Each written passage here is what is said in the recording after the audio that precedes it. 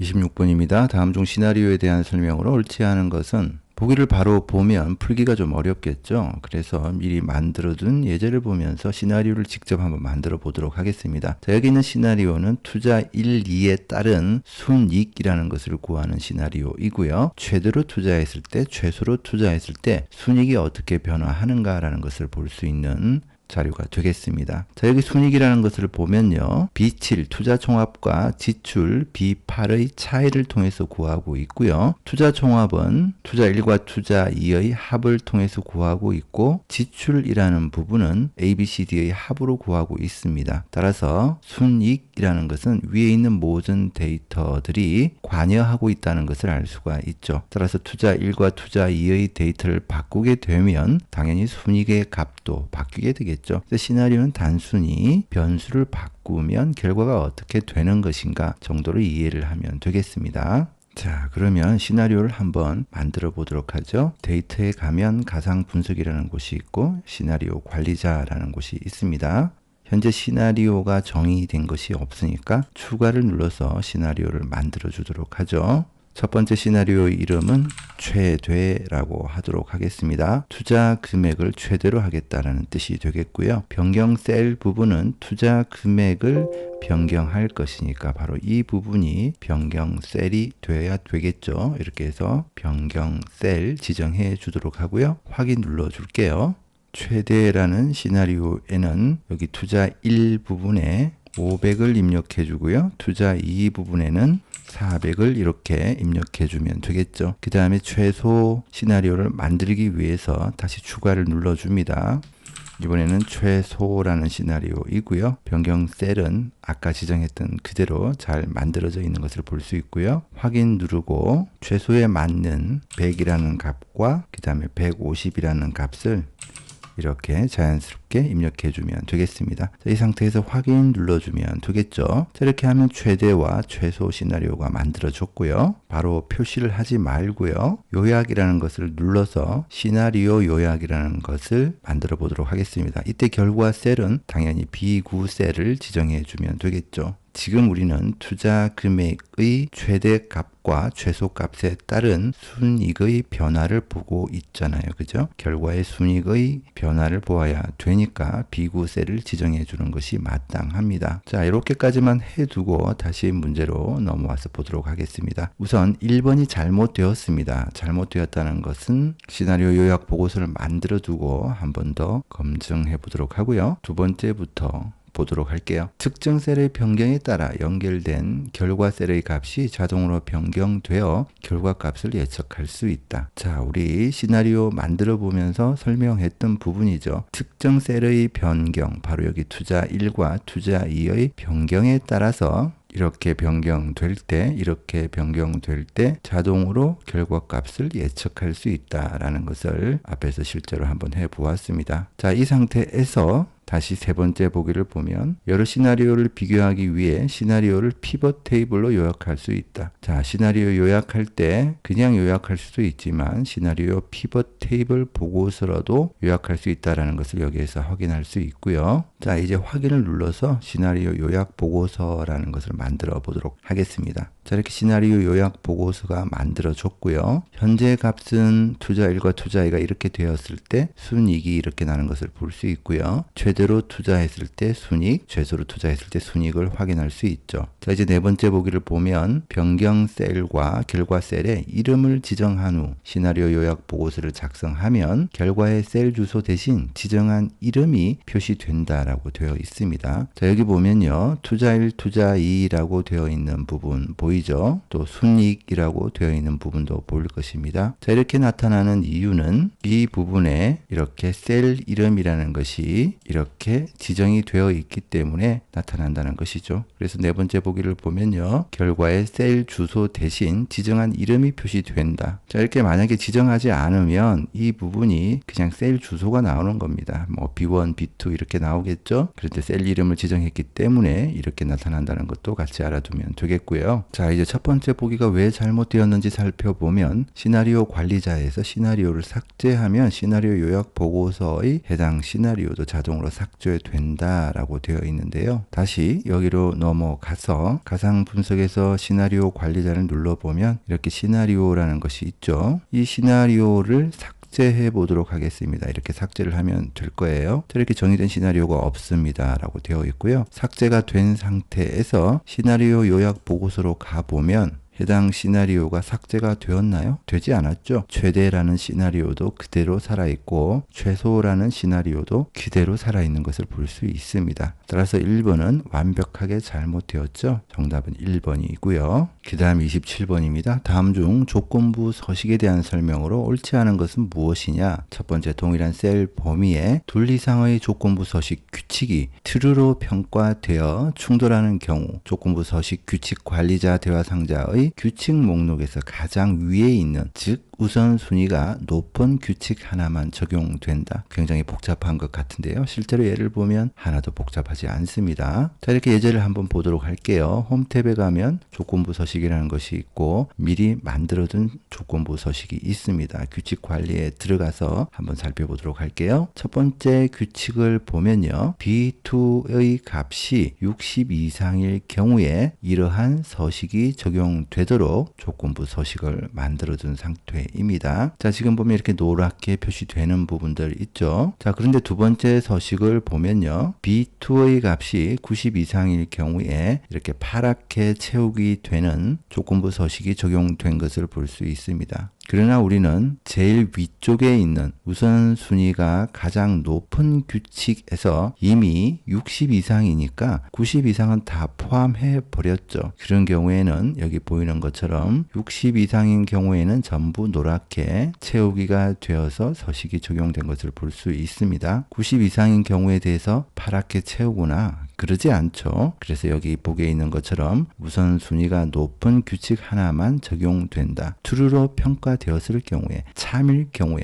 그 조건이 참일 경우에 우선순위가 높은 규칙 하나만 적용된다. 이런 뜻이 되겠고요. 그 다음에 두 번째 보기를 보면요. 홈 탭에서 편집 그룹에 찾기 및 선택, 이동 옵션을 선택하면 조건부 서식이 적용되고 있는 셀을 적용한 순서대로 찾아서 이동할 수 있다라고 되어 있습니다. 자, 그대로 한번 따라가 보도록 할게요. 홈 탭에 가서 편집 그룹이 있고요. 찾기 및 선택에서 이동 옵션을 선택해 보도록 하겠습니다. 자, 여기 보면 조건부 서식이라는 것이 있죠. 얘를 선택하고 확인을 눌러보면 자, 이렇게 조건부 서식이 적용되어 있는 셀의 범위를 그냥 알려줄 뿐입니다. 예를 들어서 이렇게 해둔 상태에서 찾기 및 선택에서 이동 옵션에 가서 조건부 서식 선택하고 확인을 눌러보면 자, 이렇게 조건부 서식이 적용되고 있는 셀의 범위를 알려주죠. 보기에 있는 것처럼 조건부 서식이 적용되고 있는 셀을 적용한 순서대로 찾아서 이동할 수 있다라고 되어 있는데 전혀 그런 것은 아닌 것을 알 수 있습니다. 따라서 2번이 정답이 되겠고요. 그 다음에 3번, 조건부 서식을 만들 때 조건으로 다른 워크시트 또는 통합 문서에 참조는 사용할 수 없다라고 되어 있는데요. 자, 이 부분이 조금 이상하긴 합니다. 버전의 차이인 것 같은데요. 확인이 좀 필요해 보입니다. 혹시 오피스 2010을 아직 사용 중인 구독자가 있다면 좀 동일하게 테스트를 부탁드립니다. 오피스 2016에서 해보면 다른 워크시트는 되지만 다른 통합 문서는 안 되는 것을 확인했습니다. 그러니까 여기 통합 문서의 참조는 사용할 수 없다. 다른 통합 문서의 참조는 사용할 수 없다. 이 부분의 명제는 맞지만 다른 워크시트는 사용할 수 없다. 이 부분은 오피스 2016에서는 맞지 않는 것 같습니다. 자, 실제로 조건부 서식에서 확인을 해보면 이 상태에서 규칙 관리에서 여기 보면요. 26번 시트에 B8셀을 참조해서 그 값보다 클 경우에 이런 서식이 적용되도록 조건부 서식을 만들어준 상태이고요. B8셀에 80이라는 값이 있죠. 이 값보다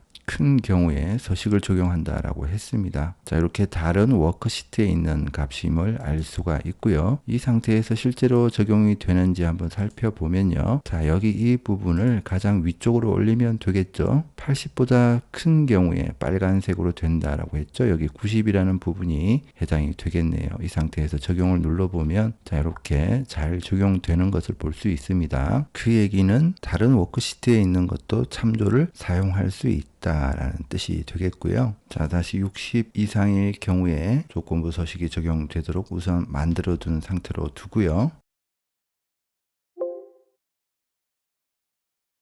자, 이번엔 통합 문서를 하나 더 열어서 이 통합 문서에 있는 값을 한번 참조를 해 보도록 하죠. 자, 똑같이 조건부 서식에 들어가서 규칙 관리에서 여기 수식이라는 부분에서 규칙 편집을 누르고요.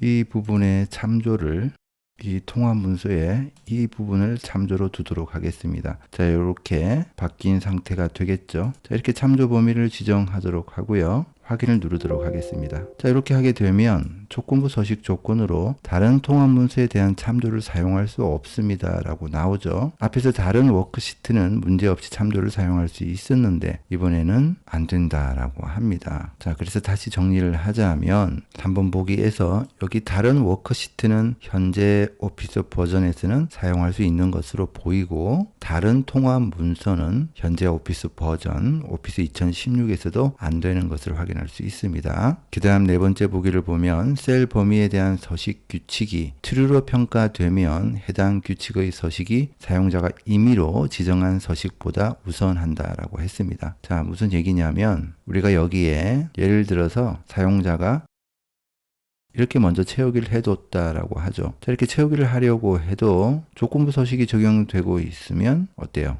임의로 사용자가 지정하고 싶은 예를 들어서 빨갛게 한번 채워볼까요? 아무리 채우려고 해도 조건부 서식이 적용되어 있는 이 부분은 임의로 지정한 서식보다 우선해서 조건부 서식이 적용되는 것을 볼 수 있습니다. 그래서 4번도 맞는 얘기죠. 자, 어쨌거나 2번이 옳지 않다, 잘못되었다라는 부분이고요. 3번도 부분적으로는 옳지 않다 이렇게 보는 것이 맞겠습니다. 계속해서 28번 보도록 할게요. 다음 중 VBA 코드에 대한 설명으로 옳지 않은 것은 무엇이냐. 자, 첫 번째 보기를 보면요. 레인지 개체에서 A5라는 셀을 선택하는 것으로 되어 있습니다. 자, 이게 바로 A5 셀로 셀 포인트를 이동한다라고 되어 있죠. 이렇게만 보면 좀 막막할 수 있으니까요. 현재 셀 포인트는 이렇게 I10이라는 셀에 가 있는 상태이고요. 개발 도구에 가서 비주얼 베이직을 열어주도록 하겠습니다. 자, 이렇게 되어 있는 상태에서 첫 번째 보기에 있는 부분이 바로 이 부분이죠. 레인지 개체에서 이렇게 셀렉트 해줄 때 A5 셀로 포인터가 이동한다. 자, 여기 보면 A5 셀이 있고요. 실제로 이 프로시저를 실행해 보면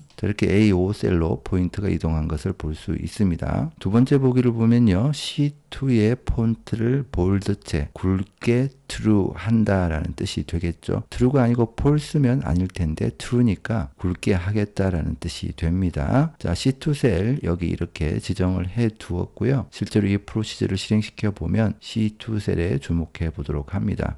이렇게 C2 셀이 굵게 바뀌는 것을 볼 수 있죠. 바로 이 얘기를 하고 있고요. 자, 그 다음 세 번째 보기를 보면 range A1 셀의 포뮬러라는 속성에 3 곱하기 4라는 연산의 결과값을 넣어 두었습니다. 자, 3 곱하기 4 하면 당연히 12라는 결과값이 나오겠죠. 자, 여기서 포뮬러라는 속성은 VBA에서 수식을 입력해야 할 때 이용되는 속성입니다. 그러니까 수식의 결과값이 반환된다는 의미가 되겠죠. 자, 그러니까 3 곱하기 4의 결과값 12가 입력이 되어야 되겠고요. 만약에 수식 자체를 입력하게 하려면 자, 이렇게 VBA에서 다시 살펴보면 이렇게 숫자를 텍스트 형태로 표현하는 것이 좋겠습니다. 그냥 우리가 단순하게 는 3 곱하기 4 이렇게 하게 되면 12라는 숫자가 되니까 그 앞에 이렇게 아포스트로피를 하나 붙여주고 전체를 큰 따옴표로 둘러싸면 되겠습니다. 큰 따옴표로 둘러싸는 이유는 이 전체의 값이 텍스트이기 때문에 우리가 수식에서 텍스트를 사용하려면 이렇게 큰 따옴표로 둘러싸주면 되겠습니다. 저렇게 한 상태에서 실행시켜 보면 보기 3번에 있는 것처럼 는 3 곱하기 4로 입력할 수도 있겠죠. 그러나 보기 3에 있는 것처럼 그냥 3 곱하기 4 하면 12라는 결과값이 나온다는 점 꼭 알아두도록 하고요. 굳이 는 3 곱하기 4로 입력하고 싶으면 이런 형태로 표현을 해주면 되겠습니다. 그 다음에 네 번째 보기는요. 워크북에 add라고 되어 있습니다. 자, 이건 뭐 단어 뜻만 보아도 어떤 역할인지 바로 알 수가 있겠죠. workbooks X라고 되어 있죠. 새 통합 문서를 생성해 주는 거죠. 추가해 주는 거죠. 자, 실제로 이렇게 만들어둔 프로시저 부분이 있는데요. 이 부분을 실행시켜 보면 이와 같이 새로운 통합 문서가 하나 더 생성되는 것을 볼 수 있습니다. 이 얘기를 하고 있다 보면 되겠고요. 자, 어쨌거나 정답은 3번이다. 옳지 않다. 이렇게 보면 되겠습니다. 그 다음 29번입니다. 다음 중 HE에서 H10 영역에 HE에서 H10 영역 여기고요. 총점으로 순위를 구한 후 동점자에 대해서 국어로 순위를 구할 경우 H2셀에 들어갈 수식으로 옳은 것은 무엇이냐? 일단 보기를 보면 1번, 2번은 완전히 잘못되었습니다. 특히 주목해서 보아야 될 부분이 여기 B2라는 부분을 보면 되겠는데요. 1번, 2번은 B2가 절대 참조로 고정이 되어 있죠. 이렇게 하면 아예 비교 자체를 할 수 없죠. 왜냐하면 랭크 함수에서는 B2에서 행 부분이 고정이 되면 안 되죠. 당연한 이야기겠지만 전체 국어 점수 범위에서 각각의 성명에 해당하는 국어 점수가 몇 번째 등수인가라는 것을 구하는 것이 랭크 함수인데 B2에 이렇게 말뚝을 딱 박아두면 더 이상 아래로 비교할 수 있게 바뀌지 않겠죠. 그래서 3번과 4번을 보면 B2 셀 부분에 행이 고정되어 있지 않은 것을 볼 수 있습니다. 이렇게 고정이 되어 있지 않죠. 그런데 1번과 2번은 이렇게 B2 부분이 고정되어 있기 때문에 아예 살펴볼 필요가 없고요. 3번과 4번 중에서 답이 있을 텐데 실제로 만들어둔 예제를 보면서 한번 살펴보도록 하죠. 자, 이 부분이 3번이고요. 이 부분이 4번에 해당하는 수식이 되겠습니다. 자, 둘 사이에서 크게 차이는 없는데요. 차이라면 이 부분이 곱하기냐 더하기냐라는 부분이 그냥 차이라고 보면 되겠죠. 뭐 수식의 순서가 조금 바뀌어 있긴 하지만 어쨌거나 중요한 부분은 이 부분에 주목해서 보면 되겠습니다. 이 부분이 여기는 곱하기로 되어 있고요. 여기는 이 부분이 더하기로 되어 있네요. 자, 이 부분 주목해서 보면 되는데 이것을 왜 주목해서 보아라 라고 얘기를 하냐면요. 우선 4번 잘못된 수식인데요. 이렇게 곱하기로 되어 있으면 일단 이렇게 배열 수식을 만든 다음에 결과 값을 채워 보았는데요. 전혀 엉뚱한 값들이 나오죠. 그 이유는 뭐겠어요? 곱하기로 되어 있으면 어떤 수에 0이 곱해지면 당연히 모두 0이 되어버리겠죠. 그 다음 뭐 0이 아닌 수가 곱해지게 된다면 곱하는 수만큼 배수로 늘어나게 되겠죠. 그래서 어떻게 보면 정답이 바로 여기 3번에 해당하는 이 수식밖에 될 수 없긴 한데요. 어쨌거나 한번 살펴보도록 하겠습니다. 자, 여기 보면 홍길동의 순위는 1등인 것을 볼 수 있습니다. 그리고 이대한의 순위도 1등인 것을 볼 수 있죠. 그 이유는 총점이 180인 부분을 보면 이렇게 순위가 모두 동률이긴 합니다만은 홍길동과 이대한은 국어라는 점수에서 비교를 해보자면 이렇게 가장 최상위에 해당되기 때문에 이 부분에서 1이라는 값이 나왔고 1등이 되는 것이죠. 그래서 총점이 동일할 경우에 국어의 순위도 살펴보아야 된다라는 뜻이 되겠고요. 첫 번째 여기 배열 수식에서 이 부분을 잘 살펴보면 랭크 함수를 통해서 구한 게 무엇입니까? 자, 랭크 함수를 통해서 구한 것은 행 부분 고정하지 않았죠. 아래쪽으로 내려가면서 종점의 순위를 비교해야 되기 때문에 고정하지 않았고요. F2에서 F10 범위에서 이 F2에 해당하는 이 값이 등수로 몇 등이냐라는 것을 지금 구해주고 있습니다. 뭐 여기에서는 당연히 180이니까 총점이 180이니까 순위가 1등이 되겠죠. 그래서 여기에서 구한 값과 그 다음에 sum 함수로 넘어가서 다시 총점이 같은지 비교해 주고요. 그 다음에 여기를 잘 보아야 되는데 국어 점수가 전체 국어 점수, 자 여기를 보면 국어 점수 B2의 값이 전체 국어 점수의 값과 비교해서 작은지라고 이렇게 비교를 해주고 있습니다. 홍길동의 예를 들자면 국어 점수가 90점이잖아요. 90점이면 B2에서 B10 영역에 있는 값들과 비교를 해볼 때, 자 90을 들고 와서 90과 비교를 해보면 어때요? 90이 90보다 작다라고 얘기할 수 없죠. false가 되는 겁니다. 자, 그래서 실제로 이 부분의 값을 우리가 한번 알아보면 이렇게 모두 false라는 값이 당연히 구해지겠죠. 90이 제일 큰 값이니까 90보다 작은 값은 없겠죠. 전부 다 비교해봐도 모두 거짓이 될 테고요. 여기에서는 F2에 있는 값과 이 종점이라는 값과 전체 종점 값을 비교해서 같은지 다른지를 비교하고 있죠. 실제로 결과값을 구해보면 이런 값이 나올 겁니다. 자, 여기에서 true로 나온 부분은 F2에 있는 180과 같은 경우가 하나, 둘, 셋, 네 개라는 뜻이고요. 하나, 둘, 셋, 넷 이렇게 일치하는 것을 볼 수 있습니다. 자, 배열 수식에서 true는 1이고요. false는 0에 해당됩니다. 그래서 같은 자리에 있는 것들끼리 곱하면 되겠죠. 다만 false는 0이라고 했죠. 여기에 모두 false이기 때문에 이것의 결론은 결국 0이 될 테고요. 따라서 전체를 구해보면 어쩔 수 없이 어떻게 될까요? 이렇게 전부 0이라는 결과값이 나오겠죠. 그래서 합을 구하게 되면 당연히 이 부분이 0이라는 값이 구해지고 이 부분은 F2의 값이 여기 전체와 비교해서 어떤가라는 것을 구했기 때문에 1이라는 값이 구해지겠죠. 그래서 결과적으로 1이라는 순위를 구할 수 있게 되는 겁니다. 자, 같은 원리로 이 부분도 한번 생각을 해보면 되겠죠. 역시 여기에 F3에 해당하는 부분이 전체와 같은지 한번 비교를 해보고 있고요. 자, 그러면 이런 값이 나오겠죠. 여기 true라고 해당하는 부분은 한민국의 종점이라는 부분 여기 보면 되겠죠. 전체 180이라는 부분과 동일하니까 이렇게 하나, 둘, 셋, 넷이 true가 나올 것이고요. 자, 그러면 이 부분에서는 여기 이 부분을 주목해서 보아야 되겠죠. 자, true,